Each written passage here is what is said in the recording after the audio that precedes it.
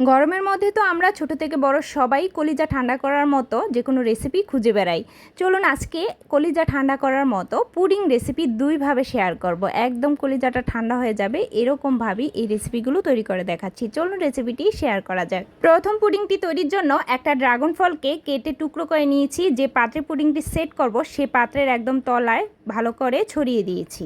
আর এটা একটা সাইডে রেখে এবার প্যানে একদম নর্মাল যে জলটা আমরা খেয়ে থাকি সেই জলটাই 2 কাপ পরিমাণে দিয়ে দিয়েছি। মেজারমেন্ট কাপের হিসেবে দিয়েছি।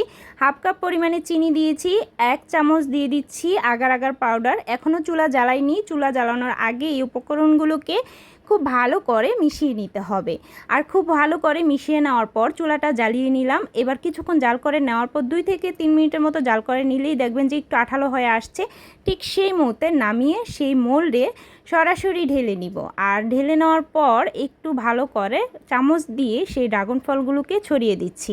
আর দেখুন এবার এগুলো উপরে ভেসে উঠবে। আর এভাবেই একটা সাইডে রেখে দিব, বা আপনারা চাইলে নর্মাল ফ্রিজে 1 ঘন্টার মতো রেখে ঠান্ডা ঠান্ডা পরিবেশন করতে পারেন।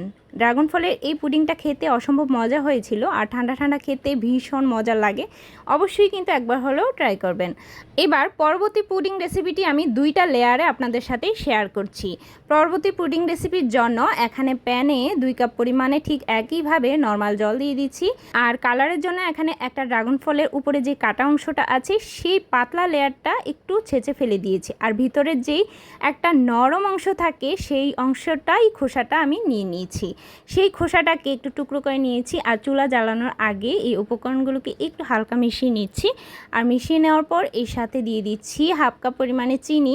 চিনিটা আপনারা স্বাদ অনুযায়ী বাড়িয়ে দিতে পারবেন। 1 চামচ দিয়ে দিচ্ছি আগার আগার পাউডার। আর ঠিক একইভাবে চুলা জ্বালানোর আগে এই উপকরণগুলোকে মিশিয়ে নিয়েছি, কারণ আগার আগার পাউডার অবশ্যই চুলা জ্বালানোর আগেই মিশ্রণের সাথে মিশাতে হয়।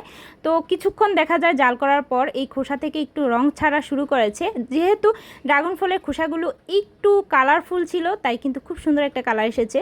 কালারটা যখন জলের সাথে মিশে যাবে তখনই আমি খোসাগুলোকে উঠিয়ে ফেলে দিব। আর তারপর কিছুক্ষণ জাল করে নেওয়ার পর যখন একটু আঠালো হয়ে আসবে তখন যে মোল্ডে আমি সেট করব পুডিংটা সেই মোল্ডে একটু ছেঁকে নিচ্ছি। আর দেখুন কতটা লাম্পস বের হয়েছে। যেহেতু এই পুডিংটা 2টা লেয়ারে তৈরি করব তাই এখানে আমি আরেকটা লেয়ারের জন্য দিয়ে দিচ্ছি 2 কাপ পরিমাণে দুধ। দুধটা কিন্তু আগে থেকেই জাল করে নেওয়া। দুধের স্বাদটাকে আরেকটু বাড়ানোর জন্য 1/3 কাপ পরিমাণে গুঁড়া দুধ দিয়ে দিলাম। 1 চামচ এর সাথে আগার আগার পাউডার দিয়ে দিলাম। ঠিক সেমভাবে চুলা জ্বালানোর আগে উপকরণগুলোকে মিশিয়ে নিচ্ছি। আর মিশানোর পর আমি এখানে চিনি দিয়ে দিয়েছি 1/3 কাপ পরিমাণে। চিনিটা কিন্তু 2ভাবে ব্যবহার করেছি তাই এখানে একটু কম দিয়েছি। এবার কিছুক্ষণ জাল করে নেওয়ার পর দুধটা যখন একটু আঠালো হয়ে আসবে, মিশ্রণটা একটু ঘন হয়ে আসবে, তারপর আমি সেই বাকি লেয়ারের উপরের অংশে দিয়ে দিব। আর আমি কিন্তু পুডিংটা নর্মাল ফ্রিজে রেখে সেট করিনি, জাস্ট একটা সাইডে রেখে দিয়েছি। এতেই কিন্তু খুব ভালোভাবে জমে গেছে।